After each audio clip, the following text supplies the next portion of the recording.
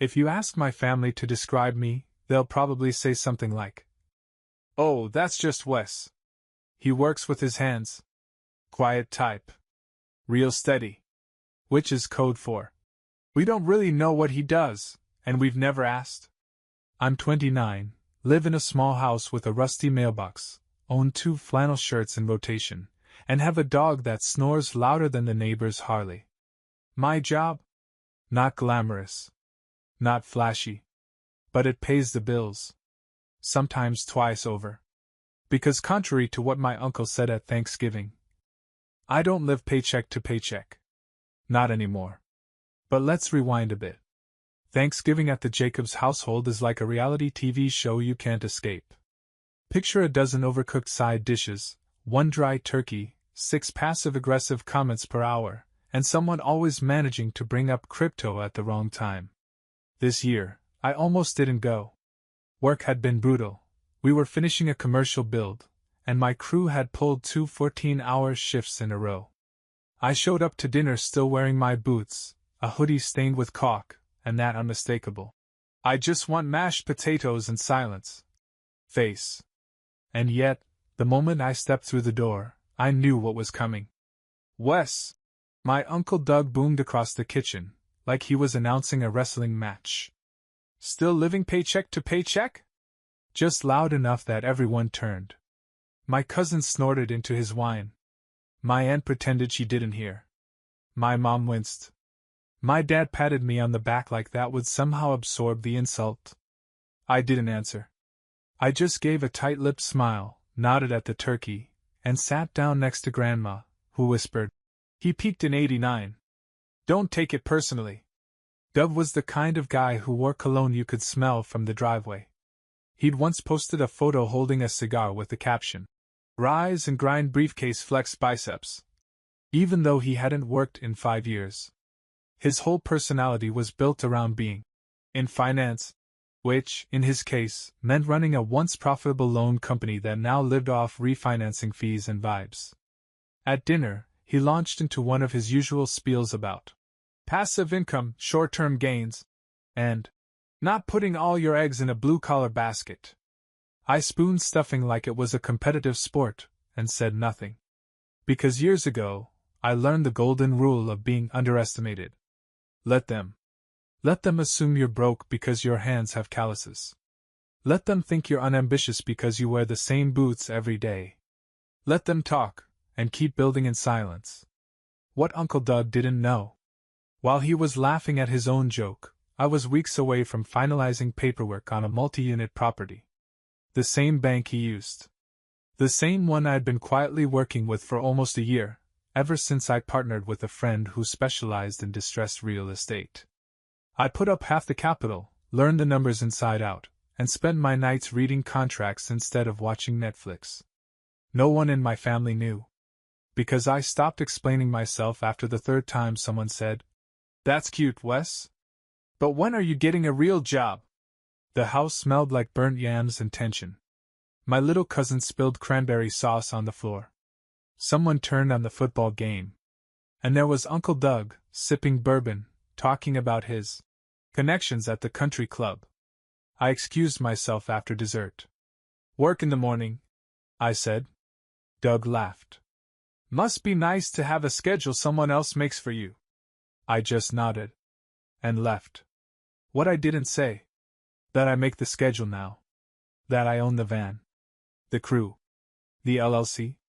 That I'm the one signing checks and choosing contracts. Because you don't need to correct people who are busy writing your story, you just have to publish the ending before they do. And Doug's ending? It was already in motion. The bank merger was going through. And the name on the contract for his office lease renewal? Well, that's where things get fun.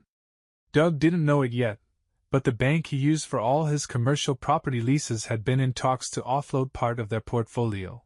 Old loans, neglected accounts, dead weight. Basically, guys like him. And I'd been sitting across the table from their regional rep every other Tuesday for 3 months straight. Not in a fancy office. Not in a suit. At a diner, over lukewarm coffee and a stack of contracts, with my work boots still laced and drywall dust in my beard. I had a simple pitch. You've got buildings no one wants. I've got capital, a maintenance crew, and zero ego about getting my hands dirty. They listened. See, most of my jobs came from word of mouth. Fix this, install that. But 2 years ago, I realized something. I was fixing other people's properties for $40 an hour, while they raked in rent. So, I flipped the script. Started small, duplex on the edge of town. Then a 4-unit that looked like it hadn't seen love since Bush was president. I didn't post about it, didn't brag, didn't even tell my parents. I just worked. Nights, weekends, early mornings. Half the time, I was crawling under porches with a flashlight, muttering to myself like some kind of HVAC raccoon. And now? I had just enough saved, just enough momentum, and just enough connections to take a real swing. One of the buildings on that distressed loan list? Doug's office space. Not the whole plaza, just the block he leased. But it was enough. When I saw his company name on the spreadsheet the bank reps slid across the table, I didn't react. Just underlined it and said, "Let's talk numbers." I wasn't planning revenge. I didn't even care about the paycheck to paycheck jab that much. I've heard worse. But something about the poetic timing, Doug, who made fun of people like me for working trades, about to lease from someone in boots, felt too perfect to ignore. The deal closed in mid-January. I signed the paperwork, shook the rep's hand, and walked out of that bank with the kind of smile that sneaks up on you. Not cocky. Just complete. I didn't tell anyone. Not my crew. Not my friends. Not even Sam, my neighbor who usually knew every detail of my life just by peeking over the fence with her friendly gossip face. The building needed some love, so I hired my own guys under a different name. Had Emery paint, update the lighting, redo the floors in the lobby. Doug's company was the only active lease left, and his payment history was already spotty. Still, I didn't rush anything. Not until I saw him again. In February, my mom organized a birthday brunch for Grandma. The kind of forced get-together where everyone pretends they like each other for 2 hours over burnt quiche and, funny, stories that actually sting a little. I showed up wearing the same jacket I've had since high school. Doug showed up late, loud, and somehow more orange than usual. Spray tan? Sun? Burned ego? Who knows? You still working for that plumbing outfit? He asked, stabbing a fork at me across the table. I smiled. Something like that. He chuckled. Well, keep grinding. That's what guys like you do, huh? And that was when I knew he still had no clue. No clue that the guy he mocked over yams and stuffing now had final say over whether his lease got renewed. No clue that while he was bragging about leverage and capital, I was quietly buying the floor under his feet. It was almost disappointing. But also, kind of perfect. Because when you grow up being talked down to, you start thinking the only way to win is to shout louder. Turns out the real move? Say less. Build more. And wait for the envelope. Because it was coming. And when it landed on his desk, with my name stamped clean at the bottom, well, he was going to choke on his cigar. The envelope didn't come right away. Because I didn't want it to. I let Doug enjoy his delusion for a little longer. Let him keep ordering business cards with embossed logos and pretending his company had more than 2 actual employees, one of which was his golf buddy's kid who still didn't know how to format an invoice. Meanwhile, I was playing a quiet game of chess. 3 weeks after Grandma's birthday brunch, I called the building's management team. Technically, it was still under their operation for the next 90 days while I transitioned in. I told them, start prep for lease renewals. Don't tell tenants who the new owner is. Yet. And then I circled Doug's name. I wasn't being cruel. Honestly, if he'd been even remotely respectful, if he'd ever once treated me like more than some poor tradesman with dirt under his nails, I might have just sent over a basic lease extension with no markup. Could have been clean. Easy. But instead, I decided to send a memo. Nothing dramatic. Just a subtle little change. We updated the name of the management firm to a D. Not yet. What he did notice was the rent increase. It was modest, 9%. Not outrageous. Not extortion. Just enough to make him do a double take. Enough to annoy him, not alert him. 2 days later, I got an email from the management team. Subject: tenant requesting call. Attached was a screenshot of a message from Doug. Not sure who this new management is, but I've been here 12 years. This rent bump is absurd. I want to talk to the landlord directly. I forwarded it to myself and smiled. He still had no idea. Still thought there was some cigar-puffing property baron behind it all. Still believed he had leverage because he'd been here 12 years. Doug's the type of guy who thinks tenure means power. Like the longer you exist somewhere, the more entitled you are to take up space. He didn't know he was dealing with someone who used to unclog sewer lines at 2 a.m. and still showed up on time the next day. I drafted a response, signed it under the firm name, and sent it back through the management team. Thank you for your feedback. The ownership group has reviewed your lease history and market rates. The renewal terms are firm. We appreciate your continued tenancy. That was it. Professional. Polite. Deadpan. And just like that, I became the ownership group. Wes Bryant, in third person. Weeks passed. Doug complained a bit, but ultimately paid the new rate. Business as usual. Until the letter arrived. It was mid-April. I remember because I had just finished a job rewiring an old craftsman house, and my hands still smelled like sawdust and sweat when the management office CC'd me. Doug had been sent the official lease transfer packet. Inside was the standard information. New leaseholder details. Updated routing info for payments. A formal greeting from the new owner. My name. Not the firm. Not the holding company. Me. Wes Bryant. Clear as day. Signed at the bottom in black ink. I didn't see his reaction, obviously. But I felt it. Like a storm cloud rolling across the group chat, silent, but thick with static. For 2 days, my phone stayed quiet. Then my mom texted. Did you buy Doug's office building? Just like that. No punctuation. No emojis.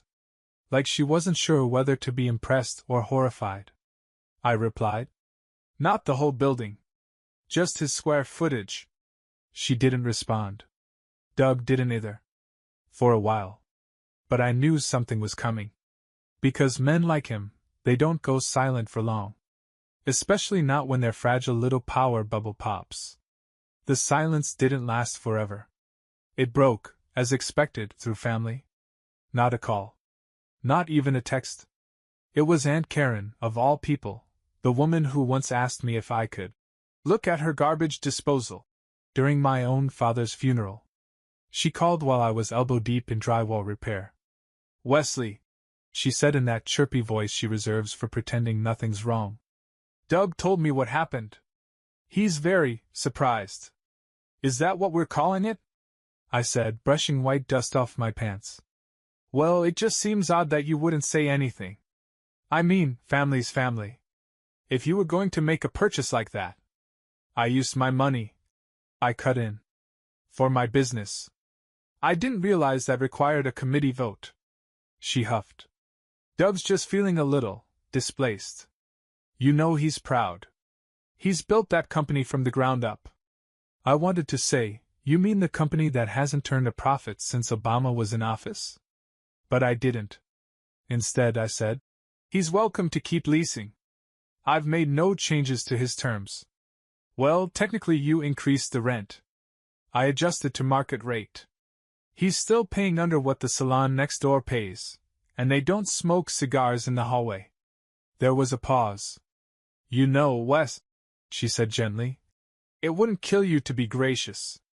You've clearly done well. No need to rub it in. Gracious. That word stuck with me. Gracious. Like I was supposed to apologize for succeeding. Like I was supposed to keep playing the broke nephew role just so Uncle Doug could feel bigger at Thanksgiving. But here's the thing, I had been gracious. Every time I bit my tongue when Doug called my work grunt stuff. Every holiday dinner I endured in silence while he gave my younger cousin a lecture about real careers, right in front of me. Every group photo where I got cropped out because I didn't fit the aesthetic. I'd swallowed it all. Until I didn't. Later that evening, I got a message. From Doug. No. Hi. No. Hope you're well. Just one line. Let's talk. That was it. No punctuation. The digital version of slamming a file on someone's desk. I waited a day. Then replied. You can contact the management team. I don't handle tenant concerns directly. That one hit. I knew it did. Because 10 minutes later he called. I let it ring. Then again. And again. 5 times in 1 hour. Eventually I picked up. Wes, he said, voice tight. You think this is funny? I sat back in my chair, staring at the invoice I was reviewing. No, Doug. I think this is real estate. You blindsided me. I didn't know I needed your permission to invest. He laughed, bitter sharp. This whole thing is about Thanksgiving, isn't it? That stupid paycheck-to-paycheck joke. That was just dessert, I said. You've been serving appetizers for years. Silence. Then, you can't keep this going. You're not a landlord. You're a construction guy. This isn't your world. I didn't yell. Didn't get defensive. I just said, maybe it wasn't. But it is now. Click. I hung up. Felt my pulse slow, like my body had been bracing for a fight that never came. Not really. It wasn't about revenge. Not at this point. It was about identity. Because for years, I'd let their version of me shape my own, like I needed a promotion or a polished title to be worthy of their respect. But now I had something better than approval. I had control. And when you've built something from the ground up, when you've bled into the foundation with your own 2 hands, you don't owe anyone an apology for owning the keys. The thing about Doug? He's not the kind of guy who loses quietly. Which is unfortunate, considering how much he's lost over the years: money, clients, respect, hairline. So, when the talk didn't go the way he wanted, he went to plan B. Petty. I found out when a friend of mine, Jamie, who runs the print shop down the street from Doug's office, texted me a photo. Doug. Standing at the front counter. Ranting. He was saying something about a hostile lease and legal action. Jamie wrote. Then he tried to order business cards that said President and Chairman. I think he's spiraling. It was almost impressive, how fast a man could go from country club king to cranky conspiracy theorist in a button-down shirt. He didn't stop there. He called my mom. Told her I was being vindictive. Told her he was just trying to teach me tough love. All those years, and now I was using business to humiliate him. To her credit, my mom didn't take the bait. She called me afterward, voice unsure. I don't want to pick sides, she said. But you're not doing this to get back at him, right? I sighed. Mom, I own 3 properties. He just happens to be inside one of them. Silence. Then, you own 3? Yep. 3. The Doug property wasn't even my biggest investment. But it was, admittedly, the most satisfying one. Because here's the truth. Doug didn't make me buy that building. He just reminded me why I stopped shrinking myself to make other people feel tall. Every time he laughed at my job, every time he made a joke about guys who work with tools, he wasn't just mocking me. He was mocking work. Real work. The kind that stains your knuckles and builds the cities he pretends to own. So no, it wasn't revenge. It was alignment. Putting my name where the value actually lived. And if Doug felt threatened by that, maybe he should have picked fewer fights with the drywall guy. The real kicker came 1 week later. My property manager forwarded me an email. Doug had submitted a request for early termination. The note was short, corporate sounding.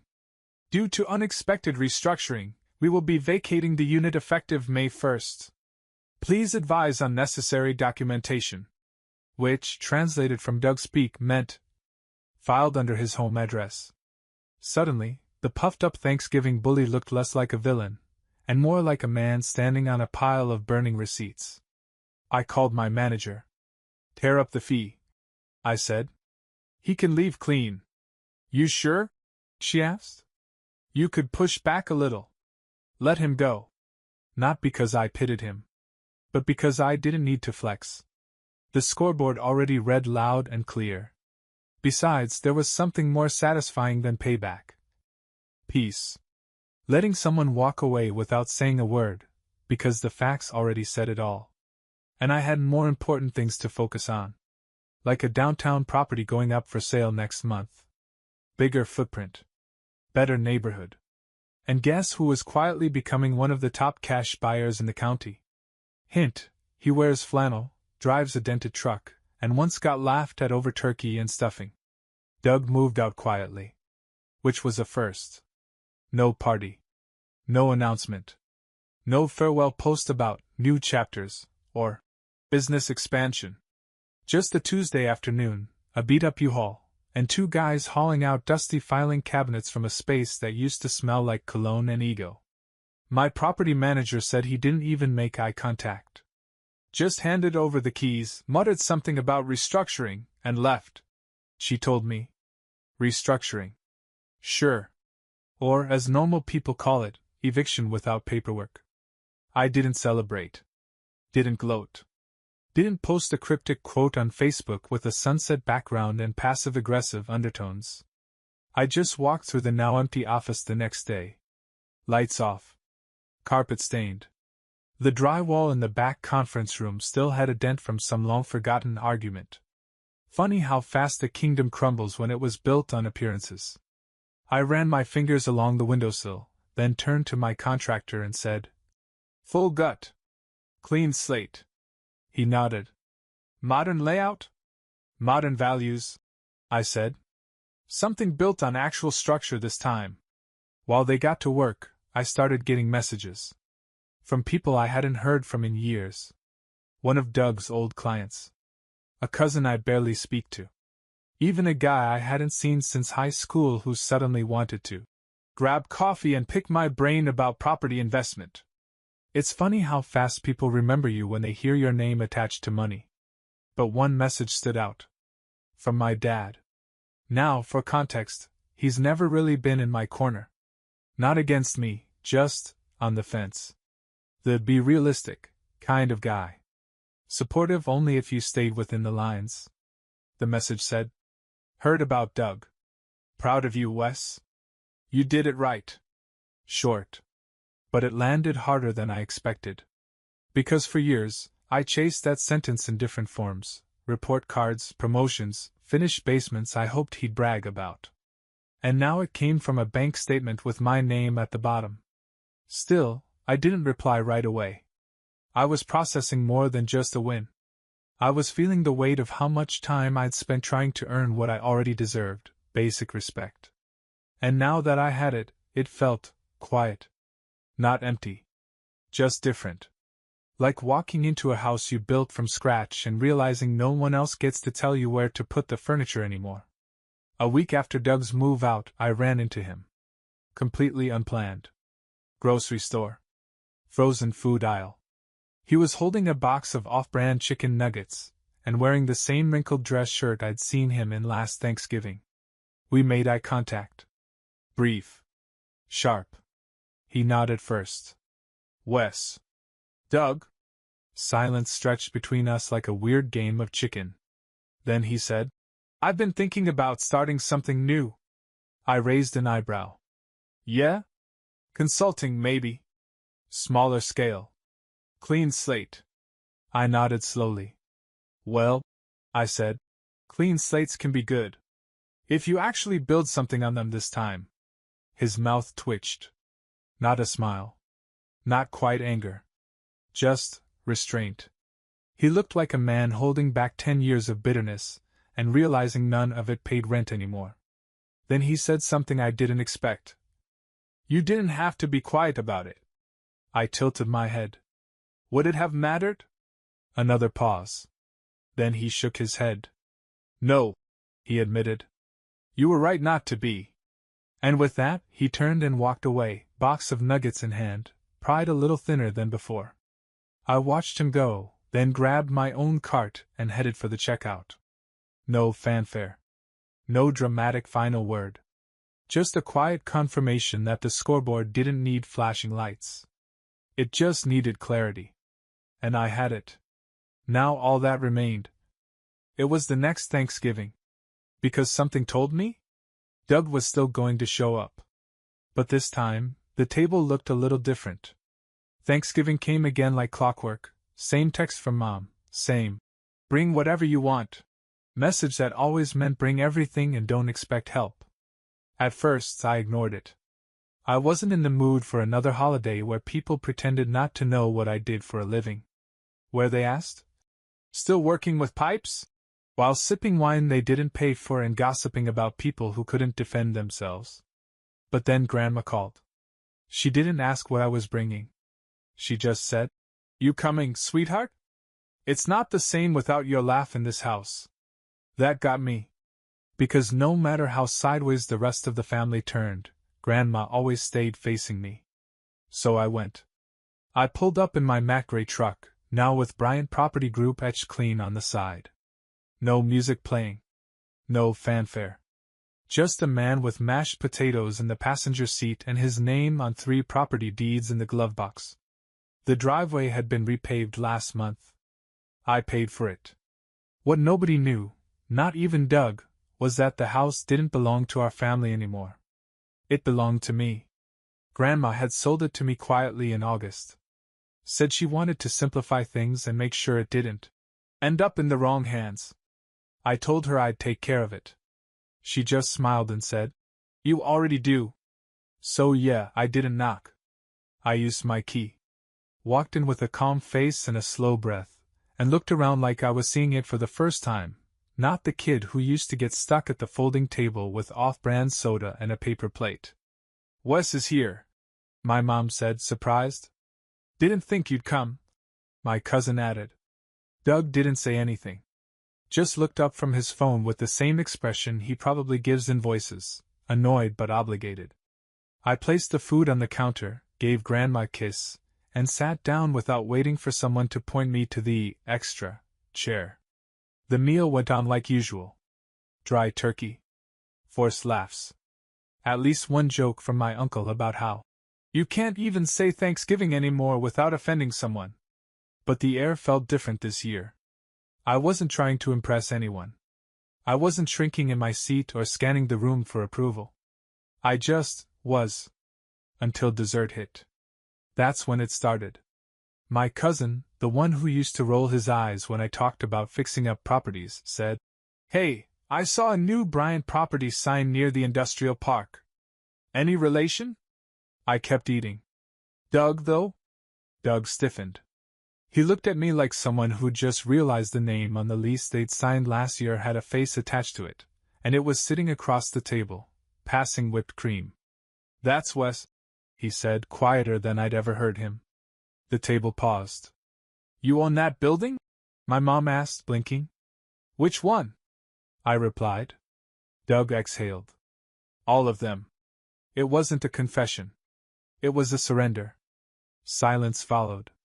The kind of silence you don't fill with words, the kind that says everything without needing subtitles. I didn't gloat. Didn't make a speech or flash keys or drop some mic-worthy line. I just nodded. "Some of them." "Yeah."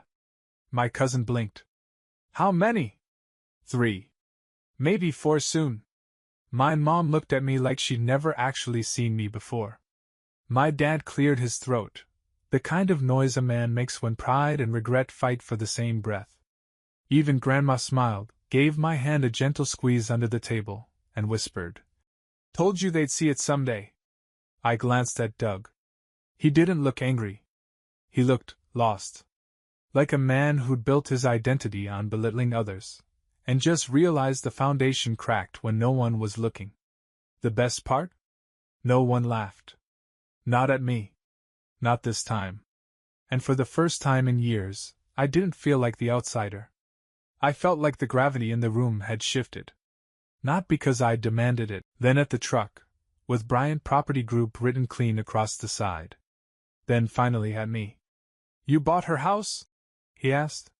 His voice didn't have bite anymore. Just where? I nodded. She wanted out. I offered a fair price. Doug let out a weak laugh. Not bitter. Just tired. You really did it, he said. All of it. I didn't say anything. Didn't need to. But then he added, I thought you'd hold it over me. Rub it in. I shook my head. I didn't buy it to humiliate you, Doug. I bought it so no one else ever could. He looked down. Kicked at the edge of the step. I guess I was wrong about you. I shrugged. You weren't wrong. You just stopped watching after the first chapter. He didn't reply. I started walking toward my truck. Just before I opened the door, I looked back. You laughed first, I said, calm as ever. But now, you're standing on the punchline. Then I got in, turned the key, and drove off. Not to prove anything. But because I could.